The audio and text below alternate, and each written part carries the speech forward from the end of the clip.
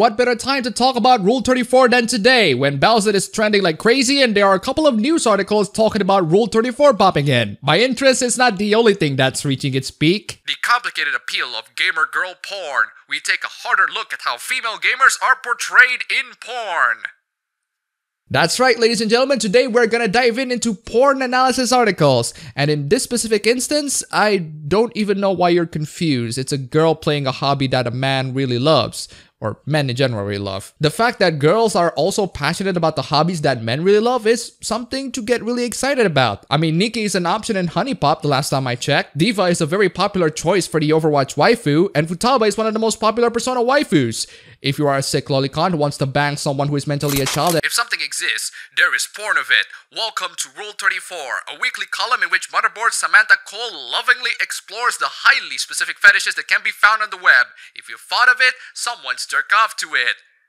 God damn, Motherboard, you write porn analysis articles per week? Man, I should probably start doing that. I've been running out of materials, to be honest. But at least my patrons are keeping me afloat. This video is brought to you by my patrons, and I welcome my new patrons, Tess and Anthony Steven. You guys are fantastic. In the previous installments of Rule 34, we have stayed fairly straightforward and uncontroversial. People wank to Lego minifigures and extraterrestrials and gooey girls because they find them sexy. Simple. Everything we jerk off to has layers. But porn featuring gamer girls is a bit more complicated than these because of the crap female gamers deal with in real life.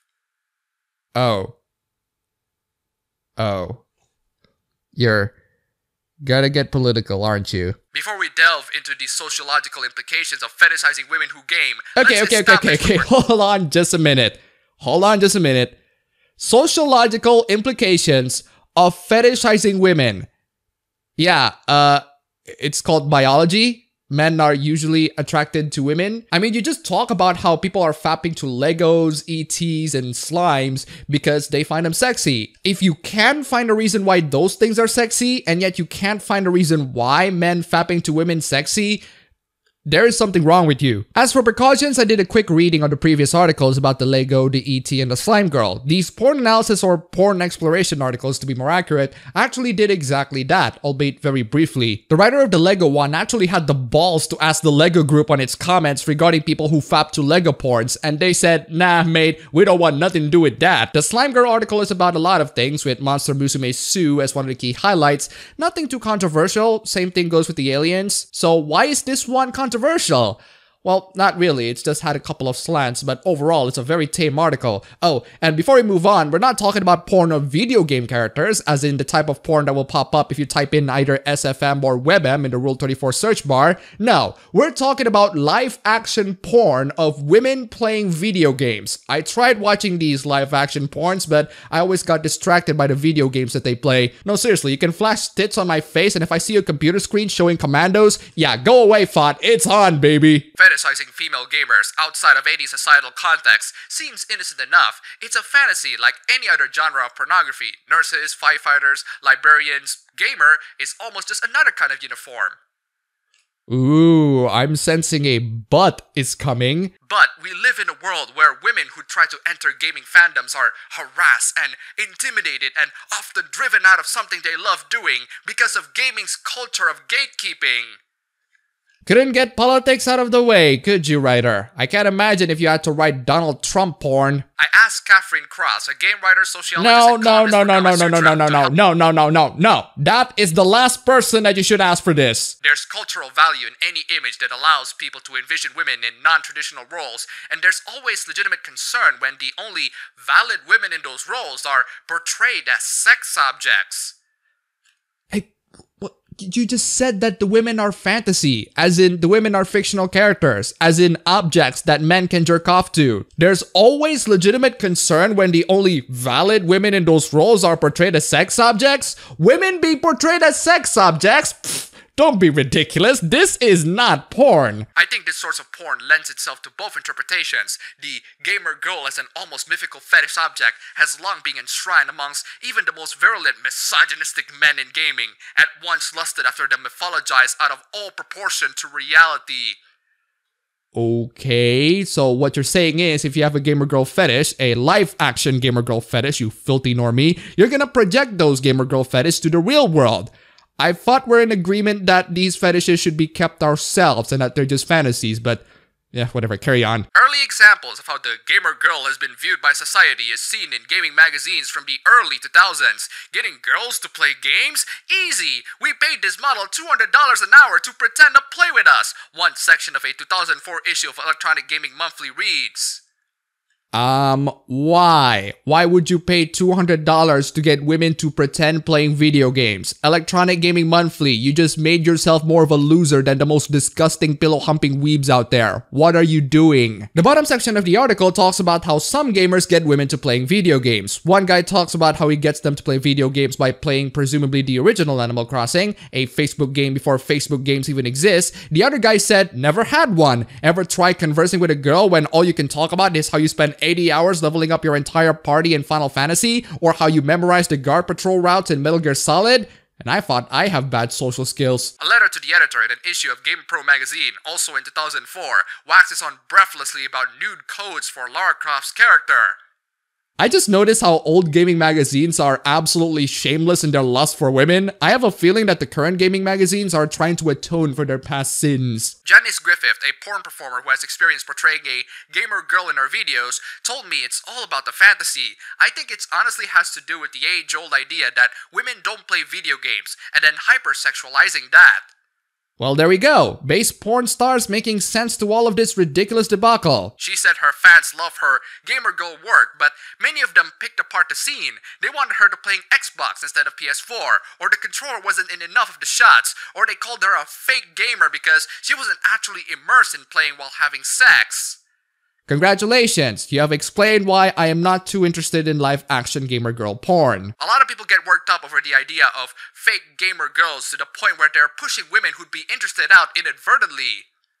I have said this many times. If you got pushed away from video games thanks to people calling you fake, that shows to me that you are fake. Why would you care about a bunch of anons telling you that you're a fake gamer girl? If you're passionate about the hobby, just freaking talk about the hobby and stop whining about how people are telling you that you're fake. People don't usually spend most of their time proving that they're passionate about their hobby. They just, do them. This is why people prefer 2D. At least they're actually gamers. I explicitly stated I was pretending to play video games for porn, and it didn't matter. People thought it was the hottest thing in the world, but I got yelled at by gamer bros about being fake, even though I disclosed it was for a scene and never pretended it was real. I am baffled by people who are turned on with live-action gamer girl porn when they are obviously fake. Why are you seeking for porn stars faking video games when there are 2D women out there who are legit gamers? I mean, sure, Nikki isn't real, but at least she's an actual gamer and possibly someone who goes in pole. The rest of the article spends most of its time analyzing the appeal of gamer girl porn. The appeal is centered on the everydayness of gaming, which is a lot closer to home, and something closer to home can definitely appeal to a lot of people. What's appealing to the gamer porn fantasy isn't just the idea that women do play video games, but that gamer men aren't stereotypically socially inept. So it's a sense of approval to give gamer men the okay that they are not socially inept. The analysis went on to say that the appeal lies in the idea that gaming can be used as a social tool, which is definitely true. It's just a shame that most of the newer games these days absolutely hate the idea of local split-screen multiplayer. Being a woman existing in traditionally male spaces is an endeavor in and of itself, and gamer porn is no different, but it's not all heteronormative masculinity. A ton of gamer girl porn is centered on men, but a lot of it is lesbian and queer too. Karate cites in particular the fandom around transforming D.Va from Overwatch into a Doritos and Mountain Dew-loving gamer. Many of those interpretations are queer, aimed at the game's LGBT fanbase. How? Gremlin D.Va is apparently appealing to the LGBT fanbase? I didn't know that. That or the article just made that up. So overall, aside from a couple of slant, there's really nothing wrong with the article. It's exactly what it says on the tin. There is, however, another article analyzing Rule 34. The real problem with this Bowsette porn parody is its flagrant disregard for Mario lore. Yes, you heard that right, people. There's an article complaining about a live-action Bowsette porn, and it's flagrant disregard for Mario lore, as if that's actually important for this porn. Now, I initially thought that this article is satire, and it's designed to make fun of people who pick apart plot holes and lore inconsistencies within films, but the more I read it, the more I realize that This article answers why I find the gamer girl porn unappealing, or at least in the live action side. Thanks to everything being so fake and inauthentic, you just really couldn't enjoy the porn experience, which is why people prefer to go to 2D women who are actual gamers. The difference here is you can at least put some effort in being real with a gamer girl porn. A Bowsette parody porn is very difficult to translate to live action without lore inconsistencies. Now, I'm not gonna judge your adult film watching habits, you do you. What I do take issue with are the imprecise depictions of the wider Mario universe in this movie. If you'll permit me, I have a few inaccuracies and inconsistencies I'd like to point out in the hopes that future pornography may raise the bar on both authenticity and quality. After all, if you must do this, at least do it right. Okay, I admit, that's freaking hilarious. The writer is role-playing as a porn connoisseur. That, or the writer is legitimately a porn connoisseur. Either way, I can respect that. The writer complained that Toad's hat is not a hat. Well, that's what happens when you translate fictional things to live action. It didn't always translate well. The writer then noticed a carpenter saw hanging on the wall, which not a lot of plumbers use, but some plumbers can do some sawing, so not much of an issue for me. Mario's coins are too flat. It's literally a piece of wood. The super crown is red instead of pink. The cart is actually a car and not an actual cart. Bowsette doesn't have a jewel in her chest, which is pretty petty even for petty nitpick standards. The boner pill is the star power-up, which would actually kill Bowsette, and not a single plumbing joke. You know what? I kind of relate to this article a lot. Sometimes there are indeed plot inconsistencies and out-of-character behaviors that just take you out of the porn experience. The live-action gamer girl porn is a good example. You just nitpick the living hell out of everything because you're a gamer and you know your stuff, and you just can't enjoy porn if these things are so inconsistent. So you know what? I hate to admit it, but this article kind of resonates with me. I mean, it's a freaking stupid article with petty nitpicks, and I sure wouldn't put that out as an article for a gaming website, but I can still kind of relate to it. It's like going to a public court, hearing a lawyer complaining about having diarrhea and having to go to the toilet many times. Inappropriate and totally out of place, but kind of relatable. Overall, I have to say I am very disappointed in this pornographic rendition of an internet meme. It feels slapped together and kind of last minute. Everyone knows that plot and set design are the most important features in an adult film production, and the Bowsette porn parody falls flat on both accounts.